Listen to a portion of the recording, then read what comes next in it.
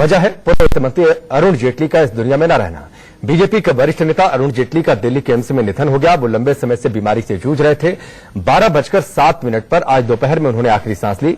66 साल के थे। 9 अगस्त को सांस लेने में तकलीफ के बाद उन्हें एम्स में भर्ती करवाया गया था और उस दिन जो रात में मेडिकल बुलेटिन जारी हुआ था उसमें कहा गया था कि हेमोडायनेमिकली स्टेबल है, लेकिन अब जो बड़ी खबर आई है कि वो इस दुनिया में नहीं है। अब से थोड़ी देर बाद उनके पार्थिव शरीर को उनके घर कैलाश कॉलोनी में लेकर जाएगा। कल सुबह 10 बजे तक उनका पार्थिव शरीर वहीं पर रहेगा और उसके बाद बीजेपी मुख्यालय में उनके अंतिम दर्शनों के लिए उनके पार्थिव शरीर को रखा जाएगा, जहां पर बीजेपी के तमाम कार्यकर्ता, तमाम नेता वहां पर पहुंचेंगे, उनके अंतिम दर्शन करेंगे, अपने श्रद्धा सुमन अर्पित करेंगे और उसके बाद निगम बोध घाट पर दोपहर के बाद जो है उनका अंतिम संस्कार किया जाएगा। अब चूंकि प्रधानमंत्री यूएई के दौरे पर है, विदेशी दौरे पर है, उन्होंने सुबह अरुण जेटली के परिवार से बातचीत की है, अपनी शोक संवेदना उन्होंने व्यक्त की और इस बातचीत के दौरान अरुण जेटली के परिवार के लोगों ने उनसे अपील की है कि आप भारत के प्रधानमंत्री हैं, बड़ा पद, बड़ी जिम्मेदारी, हम आपसे अपील करते हैं कि आप अपने विदेशी दौरे को रद्द न करें, आप अपनी जिम्मेदारी को निभाएं, देश को इसकी जरूरत है और ये उन्होंने अपील की है।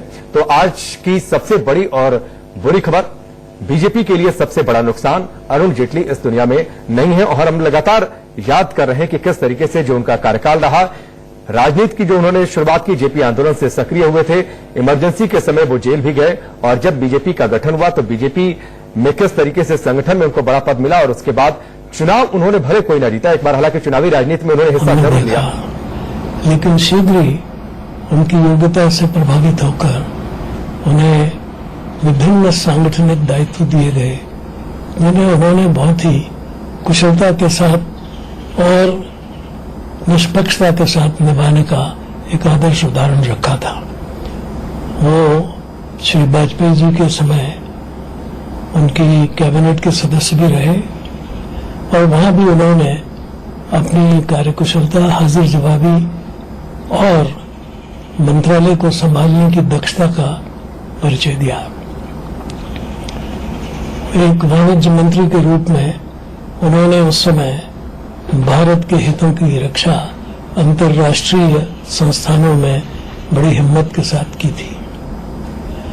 अब जबकि एनडीए की सरकार के स्थान पर बीजेपी की अपनी सरकार बनी, तब भी वो एक महत्वपूर्ण मंत्री के रूप में हमारे सामने काम करते रहे।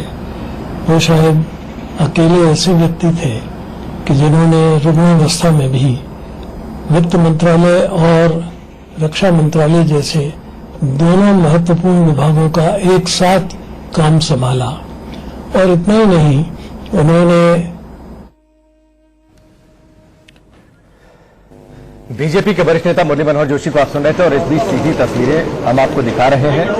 बीजेपी के कार्यकारी अध्यक्ष जेपी नड्डा और श्रद्धा सुमन अर्पित करते हुए अरुण जेटली का पार्थिव शरीर फिलहाल एम्स में है और वहां पर जो बीजेपी के बड़े नेता मौजूद हैं, जेपी नड्डा को हमने तस्वीरों में देखा, वहां पर श्रद्धा सुमन अर्पित कर रहे थे और अब उनके पार्थिव शरीर को लेकर जाया जाएगा कैलाश कॉलोनी स्थित उनके घर पर। 5 तस्वीरें आपकी टेलीविजन स्क्रीन पर है, किस तरीके से याद किया जा रहा है वरिष्ठ नेता और पूर्व वित्त मंत्री अरुण जेटली को। बीजेपी के संकट मोचक रहे हैं और जब भी बीजेपी सरकार मुश्किलों में घिरी, जीएसटी या फिर नोटबंदी, तो उन्होंने मुखरता से जवाब दिया। 2009 से 2014 तक जब बीजेपी सरकार में नहीं थी, कांग्रेस यूपीए की सरकार थी, तो उस वक्त उन्होंने विपक्ष को और खासतौर पर भारतीय जनता पार्टी को मुखर वक्ता के तौर पर प्रासंगिक बनाए रखा, सदन के अंदर अपने जोरदार भाषणों से और यूपीए सरकार को घेरने के लिए भी।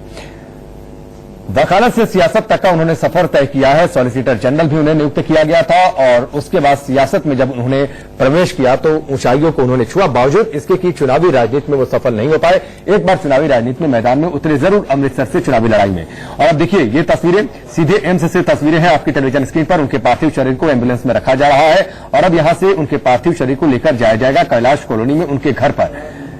बीजेपी के तमाम बड़े नेता, वरिष्ठ नेता, दिग्गज नेता वहां पर मौजूद है। जेपी नड्डा की मौजूदगी लगातार है, अमित शाह वहां पर पहुंचे हुए हैं और बीजेपी के कार्यकर्ता वहां पर बड़ी संख्या में मौजूद हैं। और अब से थोड़ी देर पहले हमने जेपी नड्डा को सुना भी था, जो आगे का जो कार्यक्रम है कि उनके पार्थिव शरीर को घर पर रखा जाएगा, कल सुबह 10 बजे तक रखा जाएगा और उसके बाद उनके पार्थिव शरीर को वहां से लेकर जाया जाएगा बीजेपी मुख्यालय में। बीजेपी मुख्यालय में पार्थिव शरीर को रखा जाएगा अंतिम दर्शनों के लिए और दोपहर बाद उनका अंतिम संस्कार होगा निगम बोध घाट पर। फिलहाल ये तस्वीरें एम्स से सीधी तस्वीर, एम्बुलेंस में अरुण जेटली के पार्थिव शरीर को रखा जा रहा है। तैयारी है उनके पार्थिव शरीर को उनके घर तक ले जाने की, जहां पर उनके परिवार के लोग, उनके करीबी मित्र, सगे संबंधी वहां पर इंतजार कर रहे हैं श्रद्धा सुमन अर्पित करने के लिए। एक आखिरी दर्शन और एक आखिरी प्रवेश उनका अपने घर में। अरुण जेटली के निधन से देश में शोक की लहर है। सियासी गलियारों का एक और सितारा चला गया। ये बात हम लगातार इसलिए कह रहे हैं क्योंकि विचारधाराओं से हटकर, दलों से ऊपर उठकर लोग उन्हें याद कर रहे हैं, अलग अलग पार्टियों के नेता। और 9 अगस्त को जब उन्हें एडमिट कराया गया था, मनोहर केसरी इस वक्त हमारे साथ जुड़ चुके हैं, सीधे उनका रुख करते हैं। मनोहर, एम्बुलेंस में उनके पार्थिव शरीर को रख दिया गया है और अब बस अब एम्बुलेंस वहां से निकल भी रही है, जो हम तस्वीरों में देख रहे हैं। कैलाश कॉलोनी सीधे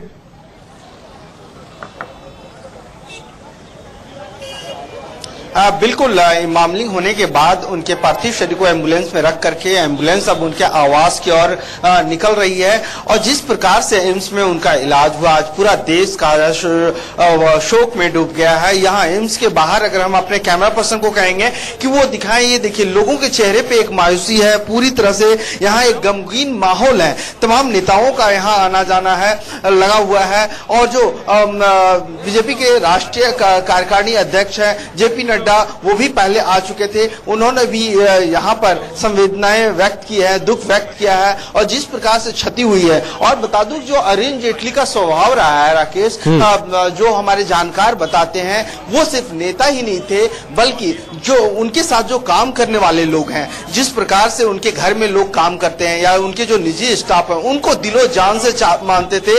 उनको एक स्टाफ की तरह नहीं मानते थे, उनको एक घर के मेंबर की तरह मानते थे। हमारे कुछ जानने वाले बताते हैं कि उनके स्टाफ क्वार्टर्स में जो लोग रहते थे, उनका अगर टॉयलेट भी खराब हो तो उनकी जो टाइल्स होती थी वो भी बेहतरीन क्वालिटी के वो खुद लगवाते थे, क्योंकि वो खुद मुआयना करते थे कि उनके स्टाफ किस तरह से रहते हैं। अगर उनके स्टाफ को किसी तरह की दिक्कत होती थी तो वो खुद जो है सो पहल करके उनकी दिक्कतों को दूर करते थे। तो इस तरह के इंसान वो थे, इस तरह की इंसानियत उसमें कूट कूट करके भरी होती। सिर्फ नेता ही नहीं, सिर्फ वो पूर्व मंत्री नहीं, कानूनविद थे। तो इस तरह से कहा जाए एक बहुत बड़ी देश के लिए क्षति है। जी ठीक है मनोहर, चलिए हम आपके पास। I am deeply pained at the very sad demise of my brother, my mentor, a part of my family who has looked after me for years and years, ever since 1986 when I first came in touch with him. One of the tallest political leaders that India has ever produced, an intellectual, a legal luminary, a person who was always available for all of us in times of need with his very sage advice, a symbol of honest politics, and above all, an outstanding human being is no more with us today. It's a great personal loss for me, for my family. It's a tragedy that will take years and years to fill. The void that the nation feels today with the passing away of Shri Arun Jetli ji is impossible to fill. And for all of us, for the nation, for his family, for the party, and for, I think, for all of us in this country, the passing away of Shri Arun Jetli is an extremely sad day in the nation's history.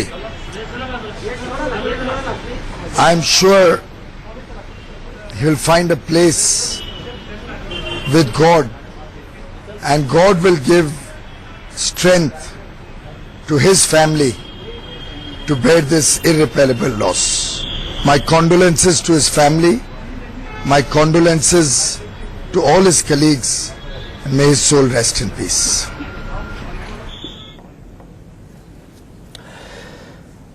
केंद्रीय मंत्री पीयूष गोयल को आप सुन रहे थे और एक बार फिर से तस्वीरें आपको बता दें कि एम्स में उनका निधन हुआ और उनके पार्थिव शरीर को वहां से एम्बुलेंस के जरिए अब लेकर जाया जा रहा है उनके कैलाश कॉलोनी स्थित घर पर। ये उसी वक्त की तस्वीर, अब से थोड़ी देर पहले एम्बुलेंस में रखकर उनके पार्थिव शरीर को वहां से निकाला गया है और अब उनके पार्थिव शरीर को थोड़ी देर में पहुंचा दिया जाएगा उनके घर पर कैलाश कॉलोनी में और कल सुबह तक वहीं पर उनका पार्थिव शरीर रखा रहेगा। एक आखिरी प्रवेश उनके अपने घर में कैलाश कॉलोनी स्थित अपने घर में और उसके बाद कल सुबह 10 बजे आखिरी बार अपने घर को अलविदा कह देंगे और फिर पार्टी हेडक्वार्टर के बाद निगम बोध घाट और उसके बाद अनंत सफर पर निकल जाएंगे अरुण जेटली। शहजाद हमारे साथ जुड़े हुए हैं। शहजाद, अभी चूंकि पार्टी के बड़े नेता और केंद्रीय मंत्री हम पीयूष गोयल को भी सुन रहे थे, अगस्त महीना बीजेपी के लिए बहुत नुकसान देने वाला रहा। अटल बिहारी वाजपेयी इस महीने में गए, सुषमा स्वराज इस महीने में गई, अब अरुण जेटली इस महीने में गए। बिल्कुल, और एक तरीके से देखा जाए तो जो सेकेंड रंग लीडरशिप थी बीजेपी की, जिसको गैलेक्सी ऑफ लीडर्स अक्सर कहा जाता था, वो पूरी लीडरशिप बहुत कम उम्र में, जैसे मैम भी बता रही थी इससे पहले, 66, 67 की उम्र में चल बसे। मैं एक चीज बताना चाहता हूं कि क्या रिश्ता रहा है मोदी जी का और अरुण जेटली जी का।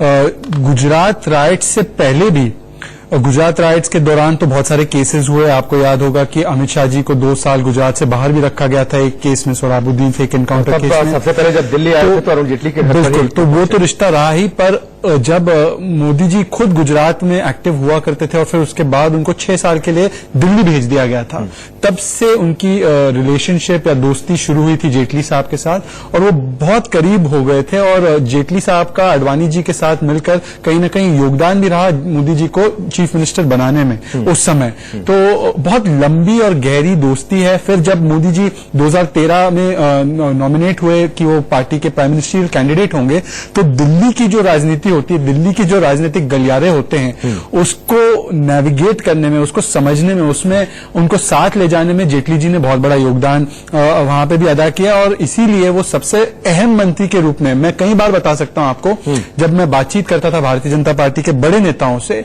तो मैं उनसे पूछता था कि अच्छा प्राइम मिनिस्टर ने इस विषय पे क्या बोला है, तो उन्होंने बोला कि प्राइम मिनिस्टर ने बोला है कि जेटली जी से बात कीजिए। तो इतना ट्रस्ट था मोदी जी को भी जेटली जी में कई मामलों पर कि वो कहते थे कि Jaitley ji's word will be the final word, जैसे आर्थिक मामलों पर, जीएसटी के मामलों पर।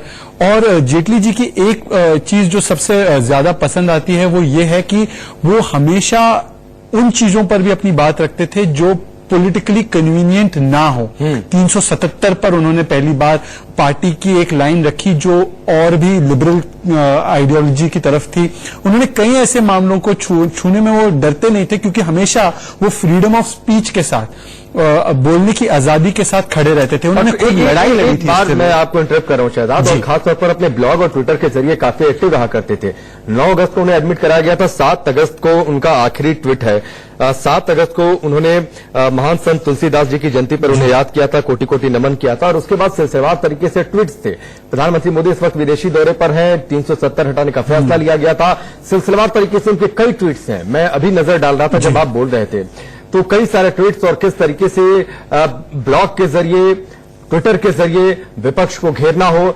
सरकार का हिस्सा नहीं थे, कैबिनेट का हिस्सा नहीं थे, लेकिन उनकी भागीदारी उस लेवल तक थी जरूर। बिल्कुल थी। और मुझे याद है जब मैं उनसे मिला था कुछ हफ्ते पहले, जो मेरी आखिरी मुलाकात थी, तो उस समय भी वो अपना ब्लॉग लिख रहे थे और उन्होंने वो नवाब्स ऑफ नेगेटिविटी वाला ब्लॉग लिखा था, जिसमें रफाल के विषय पर उन्होंने जो बार बार झूठ फैलाया जा रहा था, चौकीदार चोर है वो फैलाया जा रहा था, तो उसको काउंटर करने के लिए, और वो काफी हद तक बीजेपी की पार्टी लाइन बन चुकी थी कि इस तरीके से इसको काउंटर करना है। बीजेपी की जो पार्टी लाइन होनी चाहिए हर विषय पर, उसको आर्टिकुलेट, फॉर्मुलेट करने में जितना योगदान उनका रहा है उससे ज्यादा किसी का नहीं रहा है। तो मुझे लगता है कि बीजेपी ने एक बहुत ही अहम ऐसे व्यक्ति को खोया है जिसने पार्टी की लाइन को करोड़ों लोगों तक पहुंचाने के लिए हमेशा से एक प्रवक्ता के रूप में और फिर एक पार्टी स्ट्रेटेजिस्ट के रूप में काम करने का योगदान। ठीक है, डॉक्टर विशाल मिश्रा भी हमारे साथ जुड़ चुके हैं, मैं उनका रुख करूंगा।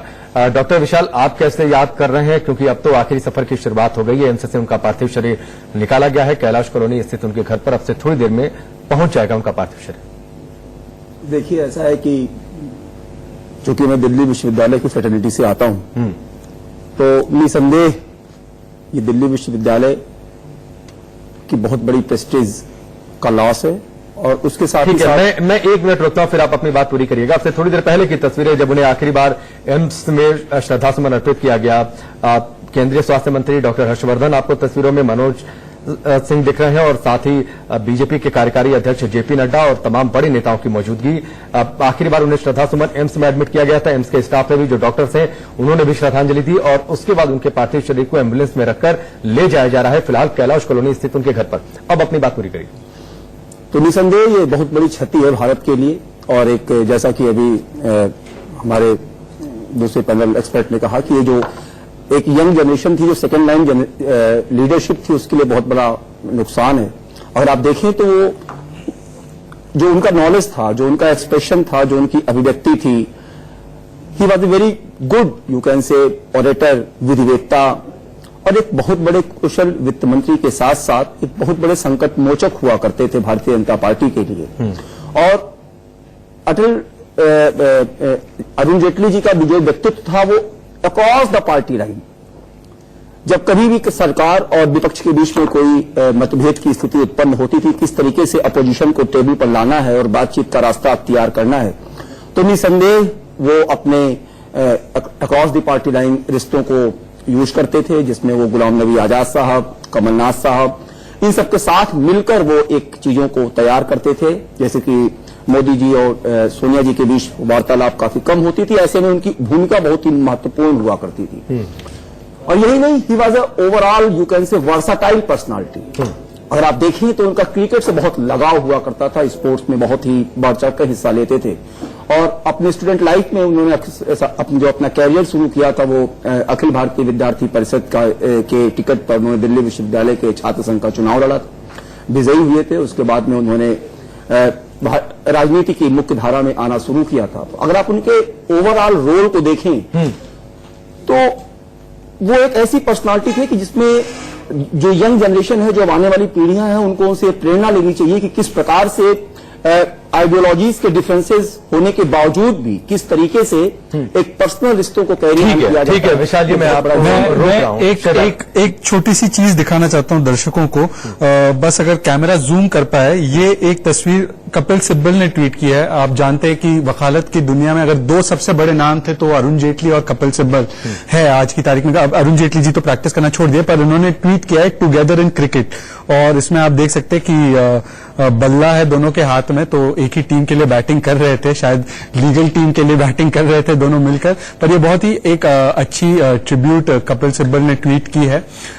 हालांकि अभी भी कपिल सिब्बल प्रैक्टिस करते थे, जेटली जी ने तो 2009 से शायद प्रैक्टिस छोड़ी। और इस बात को साबित भी करता है शहजाद की किस तरीके से पॉलिटिकल आइडियोलॉजिकल जो डिफरेंसेस है उसके बावजूद जो पर्सनल उनके रिलेशंस थे उसको उन्होंने बिल्कुल अलग करके रखा। जेटली जी दोस्तों के दोस्त बिल्कुल। और जो आपने तस्वीर शेयर की, इससे एक और तस्वीर याद आती है, बीसीसीआई के वाइस प्रेसिडेंट थे और जिसका हम थोड़ी देर पहले जिक्र कर रहे थे, वीरेंद्र सहवाग की शादी उनके घर पर हुई थी। खैर ये स्मृतियां हैं जो अब हम याद कर रहे हैं, उनकी बातों को याद कर रहे हैं। एक ब्रेक के लिए रुकेंगे, बहुत जल्द वापस लौटते हैं।